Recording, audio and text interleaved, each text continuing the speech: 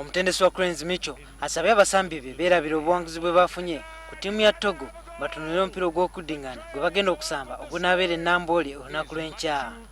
Cranes yawangulira Togo omwayo omupiira gwe baasamba ku Lwokuna nga bayita mu ggoolo eyatebwa Farouk Miya. Wabula mu ngeri y'okuwummuzaamu abasambi ba Cranes leero bano tebatendekeddwa nga beetegekera omupiira guno.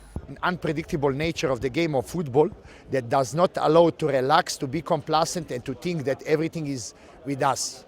We have a tendency when things are good to fly over the sky, then we are falling down. Therefore, I do not fear opponent, I do not fear anything. I more fear that we are complacent, relaxed and we are not serious in this match. Ate ttiimu ya Togo yatuuse ku kisaawe Entebbe ku ssaawa 5 ez'ekiro era nga bano banoonya buwanguzi bwokka eri ttiimu ya Cranes bwe baba bakutangaaza emikisa gyabwe egy'okugenda mu kibinja eky'okusunsulamu abaneetaba mu kikopo ky'ensi yonna.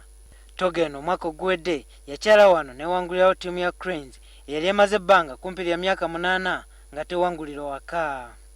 Joma Kiria, NTV ku ssaawa emu.